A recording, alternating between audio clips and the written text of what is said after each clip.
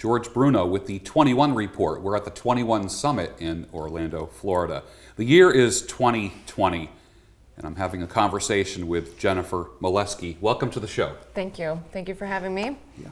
All right. We just spent the last 4 days here at a big conference. Consuming content about bettering ourselves as individuals. Pretty amazing. What are your thoughts? Now that this is the post-game show here. Well, you know, I've said to everyone, this is, it's exactly what I expected, but feeling it is something different. Yes. It's the same as saying, have you seen the mountains? I can explain them to you, but you have to be in the midst of it to see the impact that they can have on your psyche and whatnot. So that's how I feel about everything I've experienced. Kind of. I said a lot, but without saying anything, didn't I? No, not typical. at all. Not at all. Okay. There was a lot going on here. Did you talk to a lot of attendees? Yeah, more on friendly levels. Truthfully, not many people approached me, and probably rightfully so. A lot of, you're not supposed to take dating advice or anything from a woman, so they didn't. But it was more friendly conversation about what's happening in their lives and what they are striving for and the purpose of them coming here. Yeah. But I was mostly, I didn't go to any patriarchy. I attended some of the 21 on the first day, but then I was in the 22 convention with the other women. Okay. You met a lot of speakers here, a lot of content creators, some very well known. Give me some of your experiences with interactions with them. It takes all kinds of people to make the world go round. So I've said this when we were on the panel. I hate the idea of this red pill brand. And truthfully, I still really don't consider myself necessarily red pill. I just feel like I want everyone to be better. I have some information. I apply it the best way I can. And it seems to me that some people think that red pill is, here's information, and if you don't do with it what I want you to do, you're out. You can't be kicked out. There's no trademark on truth. Okay. Wait, there's no trademark on truth. I don't think so. And you said that with the implication that there are some people who think that there is. Yes. That they own a corner of truth. Yeah. You just debunked a whole bunch of people by saying that. That's probably good for most people and bad for them. I mean, they can do what they want, but it seems oily to try to command. Oh, how do I want to say this? I have the truth, and now I have the troops. So when you ask me about the different content creators here, it takes all kinds. When you have information, you go and you live your best life with it. And the people that were speaking were representations of those different avenues. And I think it's neat because have you ever watched a YouTube channel and then there's three and you loved them for a year, and then after the past 3 episodes you're like, I don't think I like this asshole anymore, or they just kind of start rubbing you the wrong way because you're ready to move on. And there's nothing wrong with that. And what I really liked about the speakers here is that they spoke to everyone, and there were certain people that were like, yes, this year, 2020, yes. Maybe next year, they'll gravitate towards another message because we're growing, we're organic. We don't have truth and then stay stagnant with it. You just don't. I'm a level 2 sommelier, so you can be there's 1, 2, and 3. There used to be 4, but now there's 300 master sommeliers in the world, and they know everything about wine, except for they're learning every day more about wine.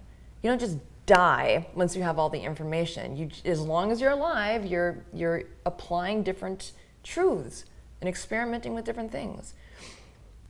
For some people, the truth, and this isn't an axiom actually, but a concept is all women are bad. Okay, so that works for a while, except for when they meet a woman who's not. Then that shatters the truth. And then they have to move on with that. Or not. That's why, now I'm getting way off track, but that's why I always say, like, be careful what you sell yourself, because you'll buy anything. When you need to buy something, if it makes you feel good and you take that pill and it makes you feel good, you're going to keep taking it. But at some point, you might find that it's giving you diarrhea. No. You know what I mean? And they'll be like, well, if I stop taking this pill, then I'm not going to get well. But there's a different way to apply it. There's a different medication. There's a different truth. There's a different way to live. And when people sell themselves something, you know, I always say to women, be very careful, to young women, be very careful how you speak about older women. And I could say it to men too. Here's why. Because unless you die, you're going to get older. And if you're a woman who's 20, who's talking smack about a woman who's 40, 50, 60, when you become 40, you're going to have a lot of therapy to go through. Not because of the world, but because of what you sold yourself. Yeah. That's it. I had a talk with Richard Grannon last summer. I like him. And we had a similar talk about the red pill. And he responded with the phrase, the adult pill. A lot of these guys need to take the adult pill. And I've been running with that for a long time. Just grow up. Yeah. Grow up. But what does that look like to you? To you, what is growing up? What is the pill of growing up? What happens when you take that and it starts to work? Do you understand what I'm asking? I do. Okay. I think it's being able to get along with the greatest amount of people. I don't want to take a pill that makes me hate a demographic or be suspicious of this or that. If all women are like this or all fill in the blank, let's just say races or whatever are like that, and then I meet someone who's not like that, it's like, oops. Yeah. I guess I was wrong. Like, you are the gateway drug to many people in the manosphere. A lot of people will find the men's community through a woman, which is paradoxical, odd, but people will click around. YouTube will suggest videos. When they're watching your video in the right column, I'm going to be there. Yeah. Anthony's going to be there. Socrates is going to be there. Tanner is going to be there. And then they'll just click on that, and then, of course, you know, clickstream behavior. One click leads to another, and then you spent the whole night watching red pill videos, and you're introduced to all these people. But you are a gateway drug for a lot of people. Do you have what is a profile of your typical subscriber? Well, that's tricky, isn't it? I recently talked to 70 of my subscribers, and so a lot of people say, what's the demographics of your YouTube channel? Well, nobody's listening, no women are listening. Okay, I kind of agree. There's only about I went up from 1%. When I made that MGTOW video a year and a half ago, because we talked about it at a meetup, I thought it was an obscure thing, so I spoke about it. And it was a new channel then too, so I didn't have many other videos, but it was 1% women watching. And now, because I don't talk about red pill a lot, I talk about trying to be better. Now we're at about 6% women. Typically, the men are in pain, verging on hopeful of future.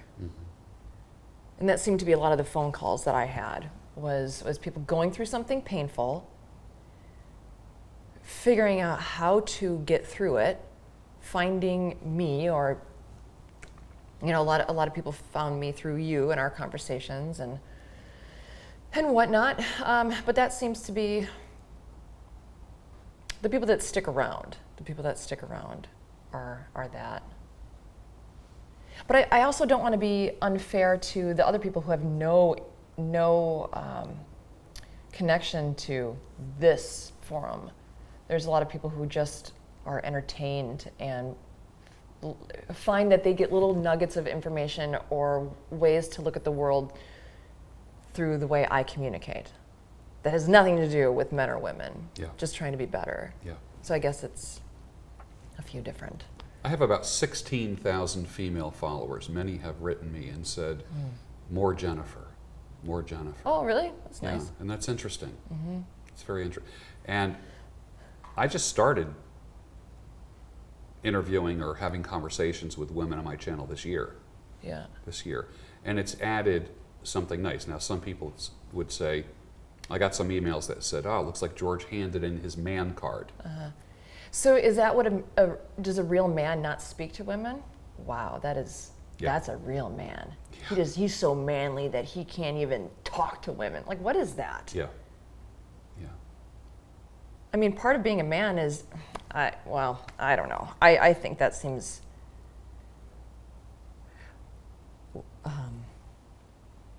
it seems like a frightened person would say that as a way to to block off possibly their inability to accept the softer sex. So they're just going to say that no real man would ever talk to a woman, type of a deal. I think I just rambled right there, but did you understand? Was there any? Okay. I posted a picture. I did kind of a shot, kind of a selfie of the Red Man group yesterday. That was the 22 convention Red Man group. And of course, you are front and center. I was moderating the group. You were right In here. my hat? Yeah. And some guy said, oh, this was your jump the shark moment. Like, this Red Man group really took a dive down now that you have a woman on the panel. Yeah, I brought you down. I'm sorry. Yeah. And there are some guys that think that, and I said, my response was, it's not like we're doing red pill light now. What do you mean? In other words, nobody had to go easy because we had women here. I hope not. And actually, that was a fear. I've told a lot of people here that I felt rather guilty, and that's why I stayed in that 22 room, because there's a club in Colorado Springs that is for men only, and it's not cheap. It is not cheap to have access to just men. Okay, and their bartender just quit after 40 years, and they hired a female bartender, and I am devastated for them. And one of my regulars came in and he's like, yeah, I mean, like, you know, we still talk guy talk, but we have to, there's a woman now. And now, I'll just speak for them. I imagine if I was them, what, I'm gonna complain about a woman? No, I'm a misogynist. You know what I mean? Like, that's their space. So actually, now saying this out loud and working through it, I understand that guy. Like, okay, you've taken a dive down. You hired a female bartender, you know. But when we did all the pictures, I stayed out of all of them except for the 22 because I don't want to be the bartender. You know, I'm the bartender of the female group, and men and women come to the bar, and it's fine. But I want you to, you know, Athena, I thought that she protected men. She protects civilization and civility. And I want to have my bow ready to protect men. Keep them safe when they need their masculine space. I want to be on the outside. I want to be the bouncer, not the bartender. That's what I That's an interesting concept. It is. Let me ask you this. When you spoke, and I didn't have a chance, it was so fun. Yeah. Did you go easy on the women? I went normal on the women. I mean, I wasn't scolding anyone. I don't like, you know, I was thinking about how do I make anyone better? I make them look in the mirror. And I can't say, here, do 1, 2, 3, you'll be better. I suppose I could come up with a formula. But my thing is, you know, like one of the things I mentioned was in Alcoholics Anonymous, like the first step, I can't remember oh my God. I can't remember the whole sentence, but it's something like, we admit that we're powerless over alcohol and something. So I said to the women, maybe try that. Not alcohol, but what am I powerless over? I'm powerless over comparing myself to other women. Okay, so now we get rid of media. Okay, I'm powerless over trying to control my husband. Okay, how do we do that? We have to bite our tongue and submit and understand why that's important, whatever it is. So there was no harshness directed at how they're screwing up. It was how they are screwing up for themselves. Does that make sense? Yeah, it does. Who did you meet here over the past 4 days that you had a talk with, like content creators? Content. Yeah. Man, I'm trying to think. Well, I spent time with you. There's actually a person who didn't speak. His name is Will, and he was marvelous, and he's starting a podcast for he had the Guzzies? I can't remember. He had one couple on for his inaugural podcast. Guy with the shaved head and he's got a beard. Will. Yeah, Will. Yeah. I actually liked sitting next to Coach Greg Adams. Yes. Because Did he like sitting next to you? I don't know.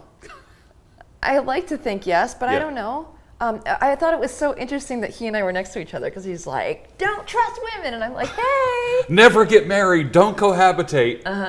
And then he's having a conversation with Jennifer. Yeah. Which doesn't make him weaker. No, or does it?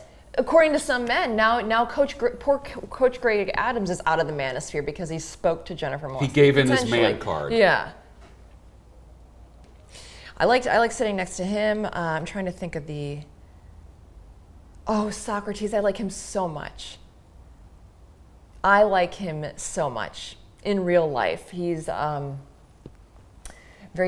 he's my kind of personality. He's jocular. He's engaging. He tells a wicked story. He's candid and authentic. And probably everyone was authentic. And I love stoicism in men, but it seemed that there was a lot of stoicism to the point where I didn't appreciate it. And I'll be honest. There was some people who it was so stoic. It was like, is there a person under there? I knew a woman who was an older woman who was a Mormon from birth to cradle. No, cradle to grave is what they say, yeah. And she almost seemed like robotic. Like, I am a woman of God. I'm a woman of God. I will do this. It was like, is there a woman under there? Like, what do you think? Do you have any rage? Do you have any feeling, any emotion? Does not compute, yes. Yeah. And I kind of felt like, is there a smile in there? Is there a happiness in there? It felt like so heavy, like they were like constantly lifting weights around the place. Are they bad people? No, I think they're amazing, powerful humans. But for me, I really liked that personality of a man. And that's why I really like that there was so many different content creators speaking here, because there's a million different people. And I think you're great. I like you very much. Some people think you're a douche. I think I'm pretty cool. Some people think I'm a fake. We both have critics. Yes. And I expect that. If I please everyone, then there's no way that I'm an authentic human being. Yeah. Yeah. When we've done videos together, I get comments like, you handed in your man card. Why would you have her watch this video about her? Oh yeah. Or what's the other one? And then I get comments like, my 2 favorite content creators, or thank you for introducing me to Jennifer, that type of thing. So I do get a wide range. Can I tell you something that's annoying to me? I don't like it when people believe something about another person.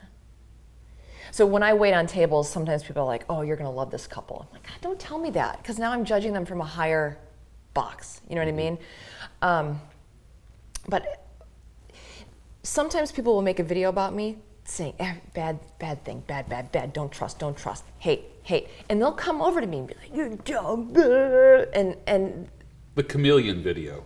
Is a good example. Yeah, okay, yes. So, and they'll call me that, fine. So it's like 100 comments on that. But then there's other content creators like, no, Jennifer Moleski is amazing. And they'll come over and be like, you're the best. I don't really love any of those subscribers. I'm sorry. I want them to come over and, if they can, wipe the slate of what they've been told and think for yourself.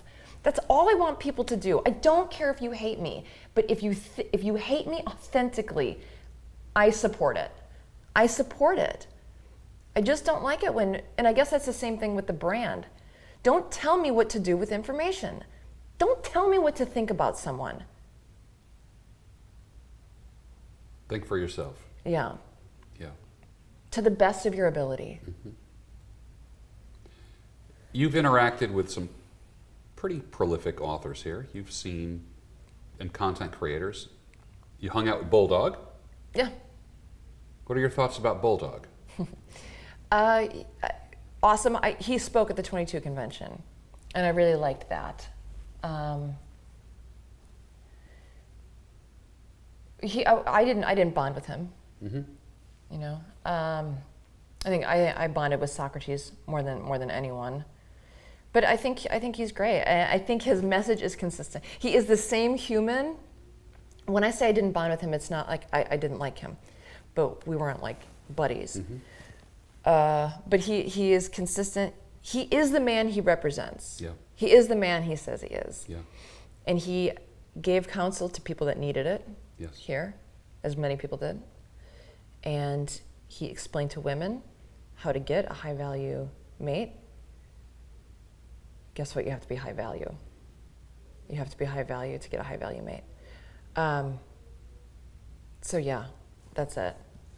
He was authentic. Yeah. He doesn't BS. He doesn't misrepresent himself. Overall, Mm-hmm.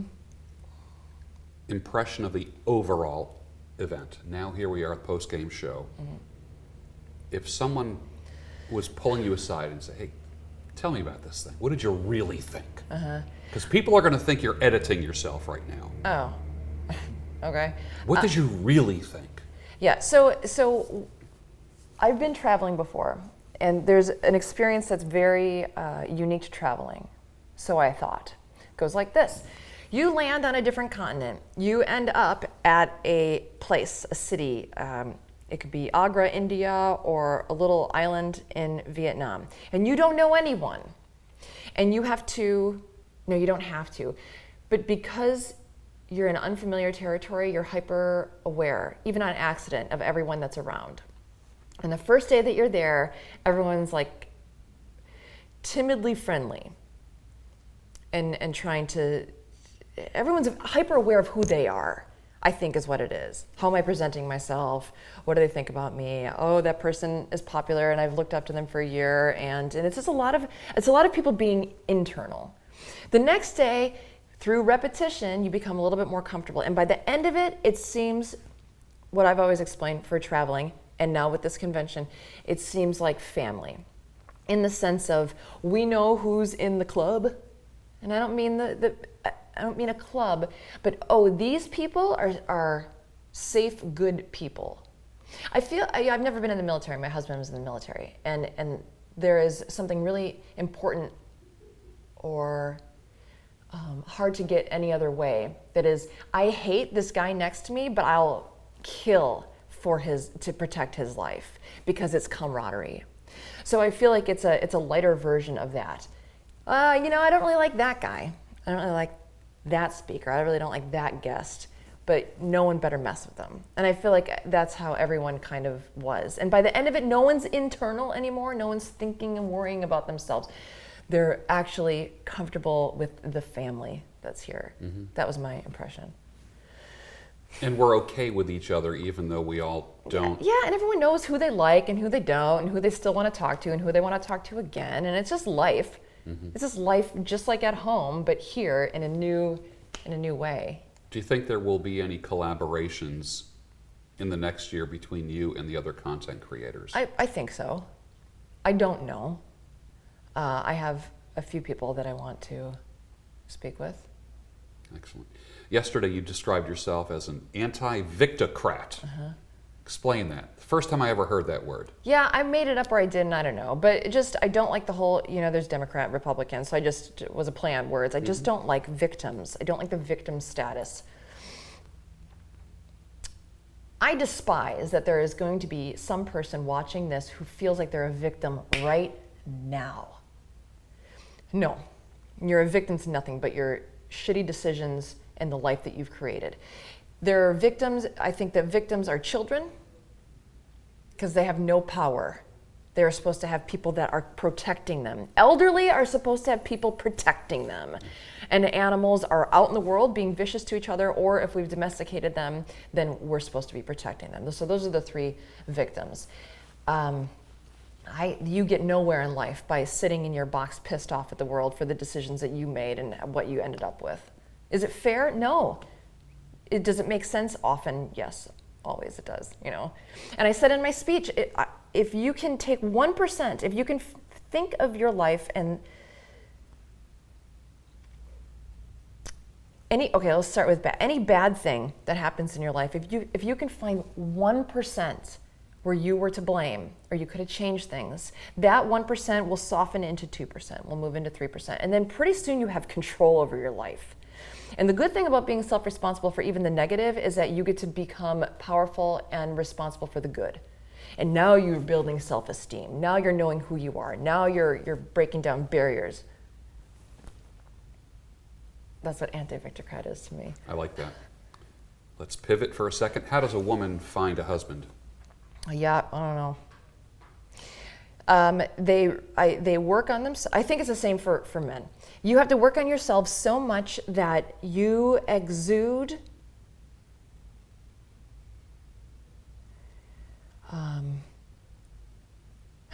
what is it they throw in the water for sharks? Chum, right? It's to smell. And now the shark, the alphas and the real feminine, the real high caliber people are smelling something and they're compelled to it. I talked to you about desperate cologne. Some people are just so pathetic. Do the thing. Well, I don't know. They spray desperate themselves. cologne. They spray themselves with this, and everyone smells it. It smells bad. No one wants to be around someone that has a lot. And they come across as being desperate. Yes, but if you spray yourself with self-esteem, you'll be a beacon. And the thing with that is you reject, without having to do any work, low caliber people. They don't want to approach you. They're intimidated. They're scared. They think you're a bitch. They think you're an arrogant P. Mm-hmm. But that's how you find. And then you go into the world and be that in front of people. I mean, you could walk through a hotel lobby. You could be at a restaurant. You could be at work, but if you're exuding that, you're compelling the right people to you. You know, Bulldog, and I love what he said, but he gave a list of places to find high quality people, because high quality people hang out at high quality places. I give him that. But if you're at a high quality place and you're smelling of low quality cologne, good luck. Doesn't matter where you're at. You're driving your Kia. I'll say to myself, I have a Sentra. It's like driving a Sentra into a Bentley lot. Like, no one wants to wait on me, you know, because I'm not that person. I'm not that caliber. I like that. Yeah. Frame is everything. A conversation with Jennifer Moleski. Thank you for being on the show. My pleasure. Thank you so much.